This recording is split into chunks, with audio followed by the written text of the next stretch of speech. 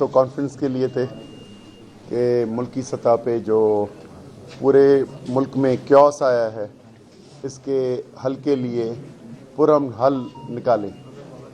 लेकिन क्योंकि ये जो पिछले साल 8 फरवरी को जो फैब्रिकेटेड ब्यूरोक्रेसी के थ्रू जो मैनेज इलेक्शंस हुए हैं उसके बाद ये इस आवाज़ की ज़रूरत नहीं, इसलिए कहीं कॉन्फ्रेंस भी नहीं करने देते। ये मामला आज का नहीं है। मैं सिर्फ 2-4 मिनट में अपनी चीज़ें रखूँगा कि पाकिस्तान के इंसेप्शन से हम इसको इसी तरह देख रहे हैं।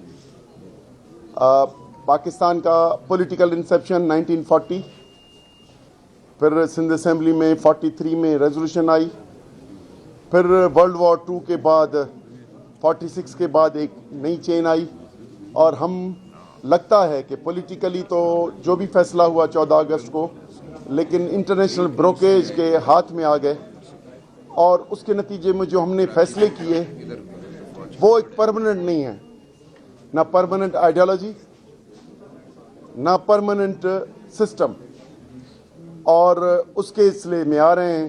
60 में हमें कहा गया कि इंडस्ट्रियलाइजेशन तरक्की होगी, 70 में कहा गया कि आपके नए नारे और उस नए नारों के लिए नई लीडरशिप पैदा करना, एक्टर्स पैदा करना, कि वो जाके अब भाई नेशनलाइजेशन हो, फिर कहा गया कि इस्लामाइजेशन हो, फिर कहा गया कि प्राइवेटाइजेशन हो, फिर कहा गया कि लिबरलाइजेशन हो, और आज हमें इस इंटरनेशनल ब्रोकरेज की वजह से कोई पॉलिटिकल सिस्टम नहीं बन रहा। एक दूसरा, हमने जो हमारे जो तारीखी वतन है, जो पेशावर 1842, सिंध 1843, पंजाब 1849 और बलूचिस्तान 1876 में जो आए, ये वो वतन हैं जिन्होंने 14 अगस्त 1947 को इस मुल्क का हिस्सा बने। अब इनको अपनी जो इंटरनेशनल ब्रोकरेज की जो पॉलिसी एस्टेब्लिशमेंट की, उनमें जो जेन्युइन पॉलिटिशियन थे, वो खान गफ्फार खान हो, खान शहीद हो, जीएम सैयद हो, इधर से इफ्तिखार थे, दूसरे थे, लेकिन वो जेन्युइन पॉलिटिशियन नहीं चाहिए। अब एक्टर्स चाहिए, वो आपको मिल रहे हैं। कोई यया की गन से आता है, कोई ज़िया की गन से आता है, कोई बाजवा की गन से आता है, कोई आसिम के गन से आता है। अब कहाँ जाएं? या तो सियासत के परमानेंट सिस्टम जो है पार्लियामेंट का बंद कर दें, बता दें कि भाई ये बादशाही है, या एक सिस्टम कोई कर लें, तो कम से कम हमारी सोच तो तरक्की के दूसरे ऑप्शंस की तरफ देखे। लेकिन हमें कहा जाता है कि ये सिस्टम है, पार्लियामेंट्री सिस्टम, इसके थ्रू चलना है। फिर उसके लिए जैसे बलोच साहब ने कहा कि फिर मुख्तलिफ तहरीकें बनी और वो रेस्टोरेशन ऑफ डेमोक्रेसी के लिए बनती आती हैं। जब वो सिस्टम इसके लिए बना ही नहीं है, हमें बताया गया है कि भाई ये आप जो हम इंट्रोड्यूस करते हैं वो नारे, प्रोग्राम और लीडरशिप वो आपको कबूल भी करवा लेते हैं, फिर वो चेंज करते हैं, तो हम कहाँ जाएं?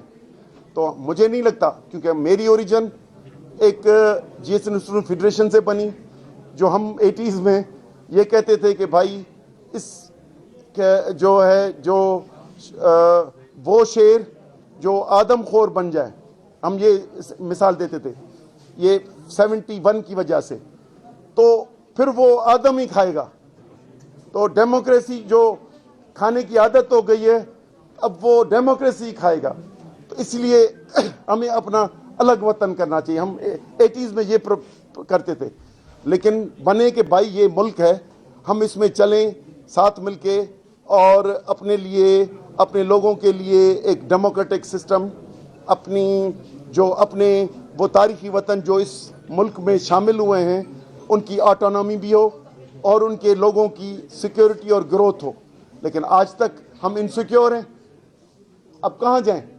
ہمیں پہلے کہا گیا کہ بھائی کوٹا سسٹم کے تھرو ساری جگہیں اور زمینیں دے دو، 40s میں یہ کہا گیا، چلو پھر 60s 70s میں کہا گیا کہ جو براج سسٹم میں زمینیں ہیں یہ ساری دے دو، السلام علیکم، اور جو ہے پاک افواج زندہ آباد، ساری زمینیں دے دو، چلو بھائی دے لو۔ اب ہمیں کہتے ہیں کہ بھائی یہ جو پانی ہے یہ بھی دے دو، یہ جو پانی کی اسکیمیں بنے یہ کیا ہے؟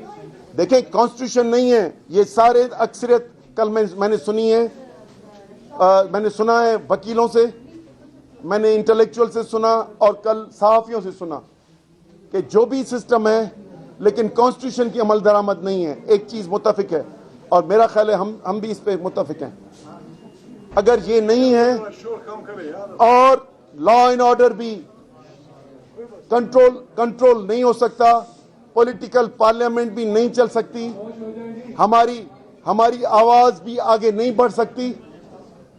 ہمیں ایک سسٹم ہے، ایک دریا ہے جس میں سے ہم چاروں صوبے یا مختلف علاقے پانی پیتے ہیں۔ اب وہ کہا گیا ہے کہ بھائی گرین پاکستان انیشیٹو کے نام پہ کہ اس میں کمپنی سرکار کو 5,000 ارب کا فائدہ ہوگا، اور اس میں غیر ملکی اور لوکل کمپنیاں بن کے اور اپنے اکنامک پلانز بنائے ہیں، اور ہمارے خلیفہ وردی نے یہ کہہ دیا ہے کہ ہم سارے سیاسی معاملات کو اور دہشت گردی کو اکنامک ڈیولپمنٹ کے تھرو فیس کریں گے۔ اب یہ کہہ دیا ہے انہوں نے، بھائی دہشت گردی کو دہشت گردی کے ذریعے اس کو اپنے طریقے سے استعمال کرنے دیے، پولیٹیکل اور اکنامک طریقوں کو اپنے انداز سے انصاف اور ایمانداری سے استعمال کریں گے۔ اگر یہ نہیں کر سکیں تو آگے کام کیسے چلے گا؟ بنا دیا کہ میں صرف اس لیے بتا رہا ہوں کہ 6 کینالز کا جو ایشو ہے وہ بنا دیے، پلانز بنا لیے، 2 سالوں سے کام ہو رہا ہے، پرمیشن 8 جولائی کو پریزیڈنٹ ہاؤس نے دے دی، اور وہ بھی غیر آئینی طور پہ، اور ہمارے وزیر اعلیٰ کے ساتھ وہ کبھی گائے بھینسوں کے پاس، کبھی فصل میں ہمارے ہیڈ گھوم رہے ہیں وردی سے۔ ارے بھائی کہ میں بھی اس کے پیچھے ہوں، بھائی ہمیں ڈر آپ سے نہیں لگتا، ہم آپ کا احترام کرتے ہیں اپنے عہدے کی وجہ سے، لیکن یہ دینا کہ ہم ان پروجیکٹس کے پیچھے ہیں، آپ ان پروجیکٹس کے اس بنیاد پہ پیچھے ہیں، وہ بھلے چولستان کا ہو، گریٹر تھل کینال کا ہو، یا دوسرے جو سندھ اور دوسرے جو کینالز 6 نکالے جا رہے ہیں، اگر آپ اس کے پیچھے ہیں تو کوئی بڑی بات نہیں ہے، آپ تو 3 سال بعد ریٹائر ہو جائیں گے، ہماری تو ادھر نسلیں رہنی ہیں، ہم اپنی نسلوں کے پانی کا سودا یا ان کے وسائل کا سودا، کوسٹل بیلٹ کا سودا کیسے کریں گے؟ تو ہوش کے نہ کھلنے، لیونگ انڈس جو یونائٹڈ نیشنز کا living Indus restoration, ecological restoration نے یہ رپورٹس دی ہیں کہ $2 بلین کا صرف کوسٹ ڈیلٹا کو نقصان ہوا ہے۔ آگے جو زمینوں کو ہونا ہے، جو 2 پروجیکٹس ہیں جو گزارش کروں، گریٹر تھل کینال اور چولستان، ان پہ 7 to 8 ملین زمین آباد ہونی ہے، اور ہماری کل زمین جو ہے آباد جو ہے 12 ملین ہے۔ اگر 8 ملین نہیں آباد ہونی ہے تو ہم 4 ملین کے پانی پہ 1.25 کروڑ ایکڑ زمین کیسے آباد کریں گے؟ تو یہ وہ فیصلے ہیں جو ڈنڈے کی زور پہ ہو رہے ہیں، اور مستقبل میں اپنے وطن میں 10 سے 15 ملین لوگ ڈسپلیس ہوں گے، ڈسلوکیٹ ہوں گے اپنے گاؤں سے۔ سندھ کا پانی 73% نیچے پانی خراب پانی ہے، ہم ادھر سے ایگریکلچر تو کیا پانی پینے کا بھی نہیں لے سکیں گے۔ تو کس طرح سوچا ہے کہ 5,000 ارب کمپنی سرکار کو ملیں گے، لیکن جو کروڑ سے 1.5 کروڑ لوگ ڈسپلیس ہوں گے؟